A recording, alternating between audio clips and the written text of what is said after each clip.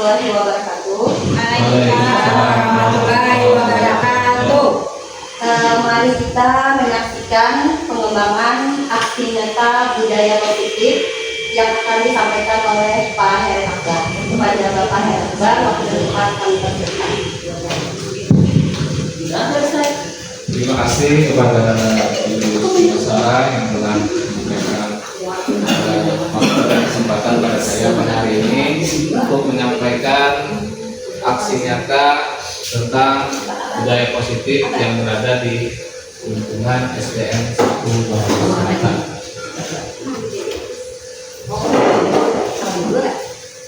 Nah, di sini kita akan memahami tentang konsep inti daripada budaya positif yang harus kita terapkan. Pertama, kita melakukan perubahan dulu paradigma, yang mana perubahan ini mencapai tentang disiplin positif teori, sedangkan selebihnya adalah kita melakukan perubahan dengan kesepakatan yang kita buat bersama antara guru dengan muridnya, antara kepala sekolah dengan seluruh para guru. Nah, pembelajaran dengan paradigma baru sini yang berhubungan dengan pembelajaran berdiferensiasi. Ini kalau kita kerjakan bisa kita tampilkan di dalam sebuah RPP. Jadi di situ bisa kita memakai penilaian itu dengan menentukan beragam jenis minat anak. Jadi minat itu bisa kita ambil penilaian, baik itu penilaian proses, kemudian itu penilaian produk, maupun penilaian melalui konten. Jadi kita bisa menyesuaikan dengan kebutuhan anak. Nah, di sini pada pembelajaran di sini mencakup pemetaan dulu. Kita standar kompetensi, ada itu kompetensi dasar. Kalau kita perlu mereka mungkin kita menjurus kepada capaian pembelajaran. Jadi kita membuat capaian pembelajaran itu berdasarkan kata kerja yang kita hubungkan dengan materi pelajaran. Misalnya kata kerjanya melaksanakan atau memahami apa. Jadi itu materinya apa? Misalnya matematika, pecahan, memahami pecahan, bilangan, bulat misalnya. Dan itu tinggal menambahkan kata kerja di depannya sehingga membentuk capaian alur tujuan capaian pembelajaran. Nah, di sini bagaimana kita memahami ada sedikit perubahan paradigma yang ada di lingkungan sekolah kita. Perumpamaan aja, ada sebuah genggaman tangan ini yang mana ada kelas, misalnya kelas fase A maupun kelas fase B ataupun fase C. Di sini kita umpamakan ada kelas, ada A dan B. Nah, di sini untuk membangun budaya di dalam positif perbedaan ini, tentunya sekolah perlu menyediakan lingkungan yang positif, aman dan nyaman agar murid-murid mampu berpikir, bertindak dan menciptakan dengan merdeka, mandiri dan bertanggung jawab. Salah satunya sini kita akan menjelaskan bagaimana ilustrasinya. Ada guru mengontrol murid. Jadi guru mengontrol murid ini, guru mengetahui sudah bagaimana murid itu keadaan karakteristiknya. Di sini ilustrasi bahwa kritik membuat rasa bersalah, mampu menguatkan karakter murid di dalam kelas. Ini saya ada memaparkan sebuah video, nanti akan saya nanti sambil liburan kita bisa lihat bersama. Sini ada ilustrasi juga bahwa semua penguatan positif itu sangat bermanfaat karena anak itu akan dididik, kalau hanya kita lihat itu lebih banyak di lingkungan luar daripada sekolah. Karena sekolah ini kalau kita secara kita pikirkan tidak akan mampu untuk mengubah karakteristik anak di sekolah kalau tidak memberikan kebiasaan yang berdampak positif kepada anak itu. Kebanyakan itu anak dampak positif itu di rumah diajarkan semacam kebiasaan oleh orang tuanya. Jadi dia tinggal sekolahan ini tinggal bagaimana kita mengarahkan. Jadi kita guru ini sebagai fasilitator untuk anak-anaknya. Jadi alangkah baiknya lagi kalau sekolahan itu mempunyai fasilitas yang lengkap. Jadi walaupun apapun kurikulumnya, kalau fasilitas sekolahan itu tidak memadai, seperti itu aja jalan-jalannya. Jadi alangkah baiknya kurikulum itu kita sesuaikan dengan keadaan, fasilitas, kemudian kemampuan kita dalam menentukan karakter dan minat anak di dalam kelas. Nah, ini ilustrasi guru mengontrol murid tadi yang pertama, yaitu pada dasarnya kita tidak dapat memaksa murid untuk berbuat sesuatu. Jadi jika murid itu memilih untuk tidak melakukannya, kan ada seperti itu, kita suruh tapi tidak melakukannya. Nah, walaupun tampaknya dia sedang mengontrol perilaku, hal ini karena murid tersebut sedang mengizinkan dirinya dikontrol. Jadi kita misalnya ada hal sesuatu yang harus kita luruskan terhadap murid itu. Jadi kita jangan sampai melakukan namanya hukuman sifatnya, tapi kita memberikan konsekuensi apabila anak itu melakukan kesalahan. Nah, misalnya hari Senin aja, hari Senin aja bisa kita lihat anak-anak ada yang bersepatu tidak berwarna hitam, warna putih misalnya. Kita tidak bisa menghukum anak itu secara langsung. Ini kalau kita belajar sesuai dengan pelajaran filosofis Ki Hajar Dewantara saat ini. Yang kedua, ilustrasi bahwa semua penguat positif efektif dan bermanfaat. Di sini adalah suatu usaha untuk mengontrol murid tersebut dengan segala usaha mempengaruhi murid agar mengulang suatu perilaku yang baik.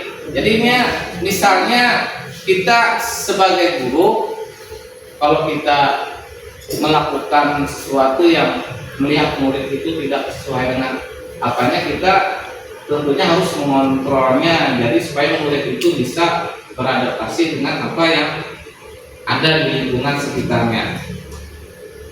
Kemudian ilustrasi kritik untuk mengontrol murid itu menuju identitasnya itu supaya berhasil seperti apa. Di sini menggunakan misalnya kritik dan saran itu sangatlah membangun. Jadi adanya kritik dan saran dari pihak, baik itu pihak sekolahan maupun pihak orang tua secara tidak langsung. Kemudian orang dewasa memiliki hak untuk memaksa. Di sini adalah karena kita ini guru, pasti diatur dari murid kita, maka kita mempunyai hak untuk melakukan pendewasaan pada anak murid kita. Pendewasaan yang bagaimana, yaitu adapun yang dapat diterimanya. Jadi kita menyesuaikan pembelajaran dengan sesuai dengan ketentuan umurnya juga. Mungkin kelas 1, kelas 2 di fase A, kemudian kelas 3 dan 4 fase B, kelas 5 dan 6 fase C. Kita sesuaikan, kita tidak bisa membuat anak itu supaya mau berubah cepat. Jadi nanti anak itu akan berubah sesuai dengan proses, sesuai dengan umurnya. Tidak bisa kita paksakan untuk dewasa lebih ini, itu tidak bisa. Jadi anak itu kita didik, kita berikan pelajaran sesuai dengan tingkatan umurnya. Kemudian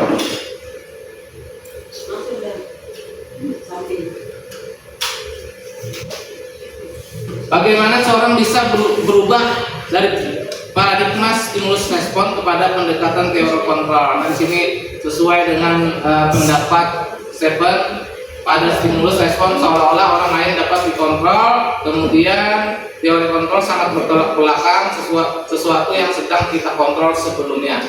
Nah, tidak dapat kita kendalikan karena yang dapat mengontrol adalah dirinya sendiri, bukan orang lain. Jadi anak itu kita tanamkan kesadaran pada dirinya.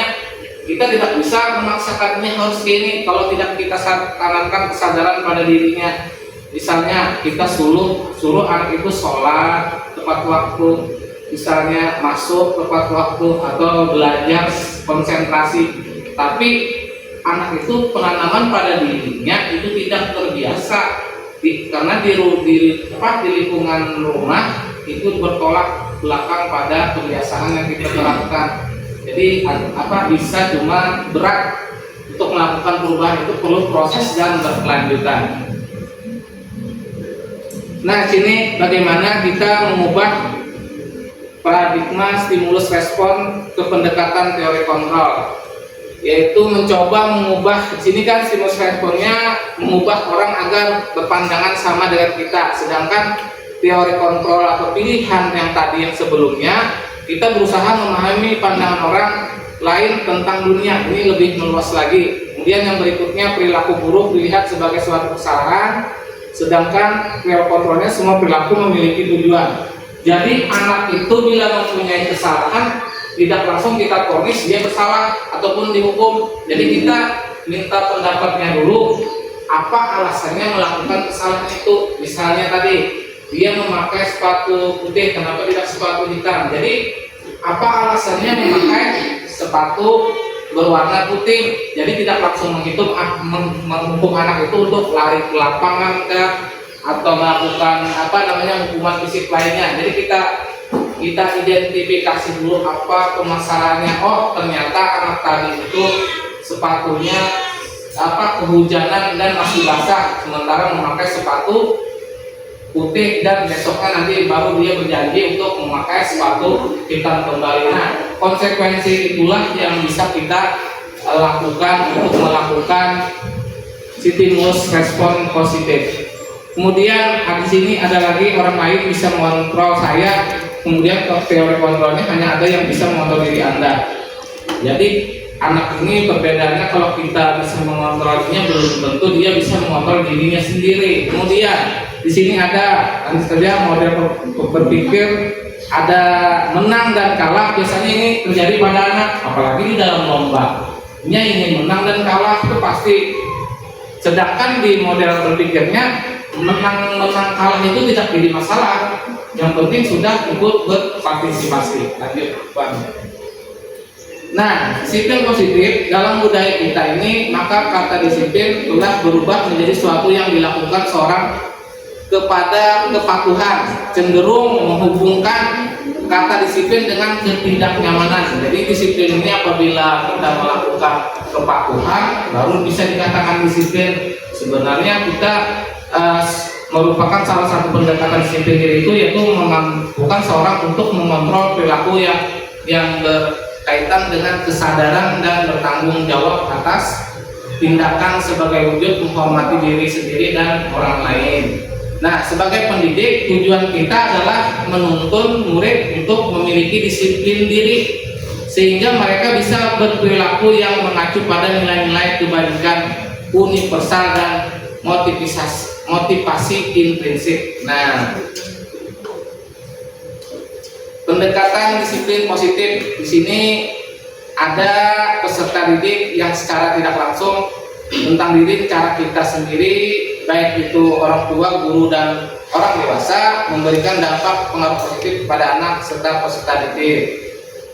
Pendekatan disiplin positifnya yang kemudian pendekatan disiplin positif itu merupakan kemampuan individu untuk membina mendidik secara individual ataupun secara kelompok.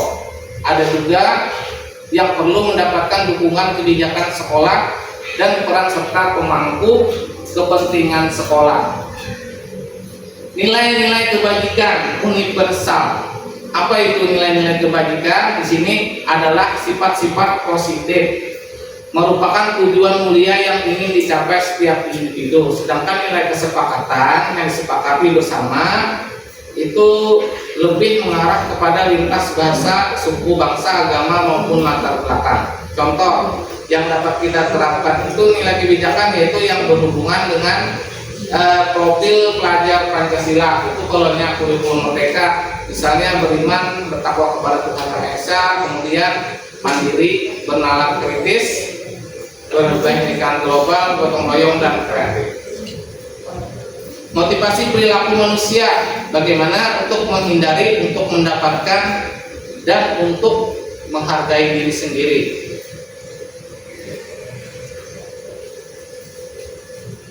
Nah, di sini kita akan membahas keyakinan kelas yang disampaikan Bapak tadi itu. Apa sih keyakinan kelas tadi itu? Mengapa harus keyakinan kelas?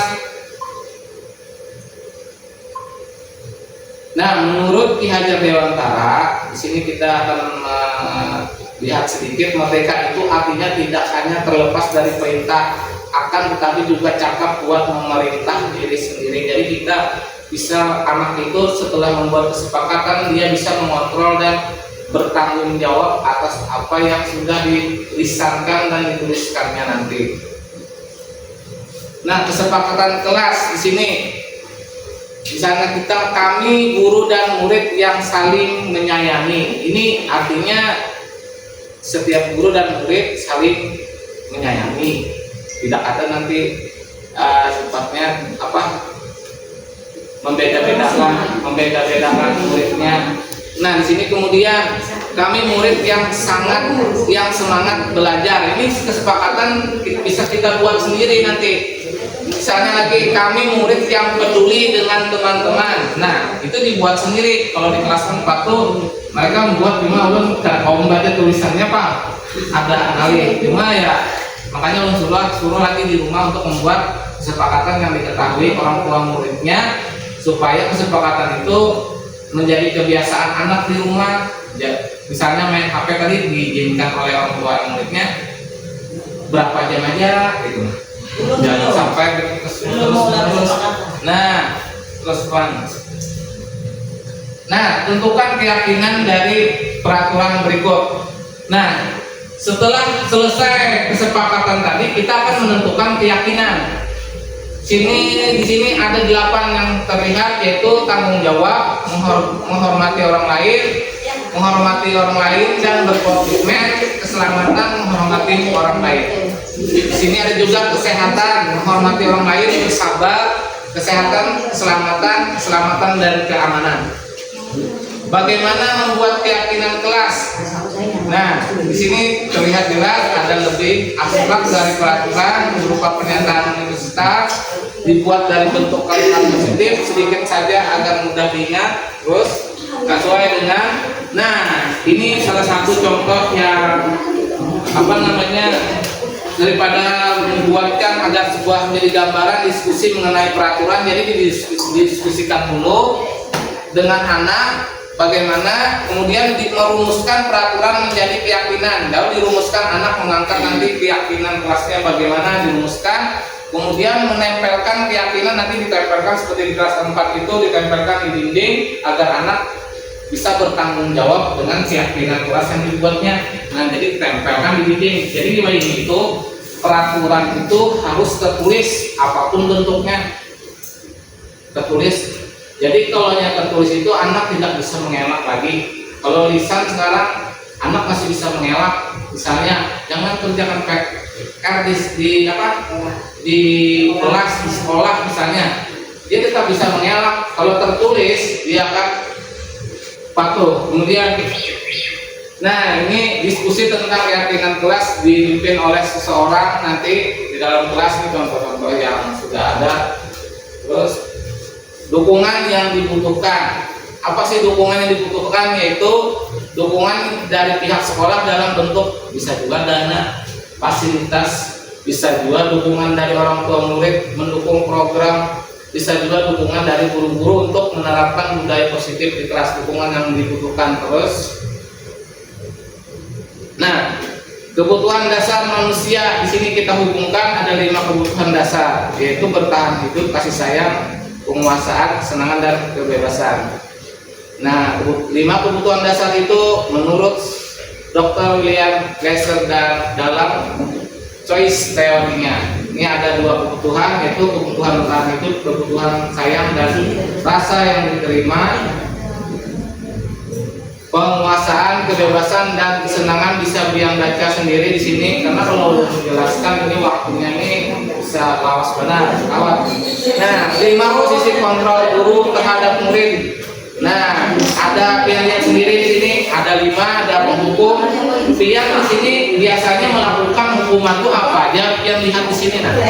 Sebagai penghukum kalian, sebagai pembuat merasa bersalah, berteman, pemantau atau manajer. Di sini akan dijelaskan. Berdasarkan segitiga restitusi. Nah, ini segitiga restitusi namanya. Yaitu menanyakan keyakinan, kemudian menstabilkan identitas dan validasi kebutuhannya sesuai dengan apa yang dilakukannya. Terus, nah, pengertian restitusi. Kalau ada yang restitusi, sebuah pendekatan menciptakan disiplin positif. Terus, Pak. Nah, bukan untuk menerus kesalahan, namun untuk belajar dari kesalahan. Nah, itu restitusi itu bukan untuk menebus kesalahan, namun untuk belajar dari kesalahan. Jadi memperbaiki, misalnya perbaiki hubungan. Terus, nah yang kedua tadi apa? Dari segitiga restitusi tadi menstabilkan identitas. Nah, bagaimana dasar dari ini kita kemudian untuk mengubah identitas anak dari orang yang gagal melakukan kesalahan menjadi orang yang sukses. Kayak Ibu Uswatun tadi kan di kelas 4 kan gagal sih, setelah di kelas 5 ternyata dia berhasil. Nah, itu adalah menjadi orang yang sukses. Jadi ini termasuk guru yang sukses. Ya, Merubah habis menjadi pintar. Nah, bagaimana kalau validasi itu memberikan tindakan yang salah?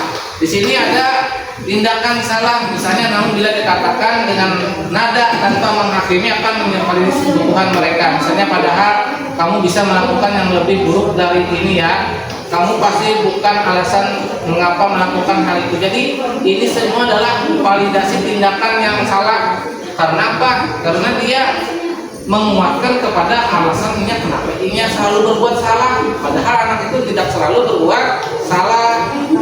Bisa jadi dia salah itu karena ada alasan tertentu. Terus lanjut, menanyakan keyakinan. Nah, bagaimana kita menanyakan keyakinan anak dengan keyakinan kelas? Apa yang kita percaya sebagai kelas atau apa yang kita dapat percayakan sebagai kelas atau keluarga? Apa nilai-nilai umum yang kita telah sepakati? Jadi di sini kita akan sesuaikan apa bayangan kita tentang kelas. Kemudian mau jadi orang yang seperti apa nanti dia. Jadi bisa aja itu menanyakan keyakinan itu seperti itu, membuat merefleksinya. Nah, menutup, mari belajar bersama, berkolaborasi, saling mendukung demi mewujudkan disiplin positif di sekolah kita sehingga dapat menciptakan karakter profil pelajar Pancasila. Terus, terima kasih. Mungkin saja yang dapat saya paparkan pada kesempatan pada hari ini. Apakah saya minta dulu antara 1 atau 2 orang untuk merefleksikan bagaimana tanggapan untuk pemahaman budaya positif di sekolah ini.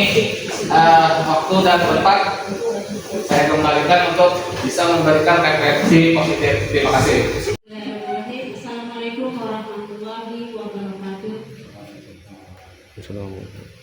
Terima kasih kami ucapkan kepada Bapak Heri Akbar atas presentasi hari ini.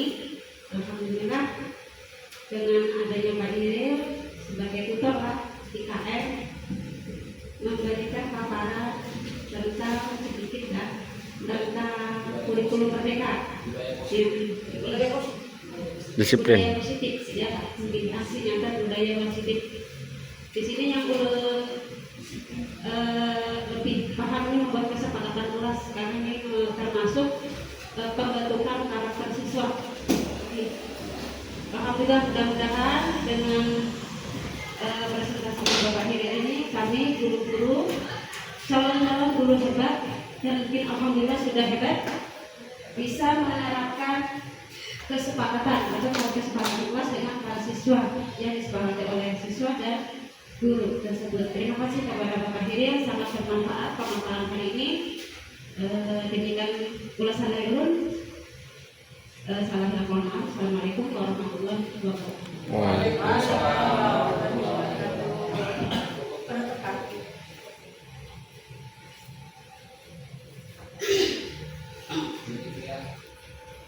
Demikian tadi paparan yang telah disampaikan oleh Bapak Heri Akbar. Terima kasih banyak untuk materinya. Untuk menutup acara hari ini tentang pengembangan aksi nyata budaya positif,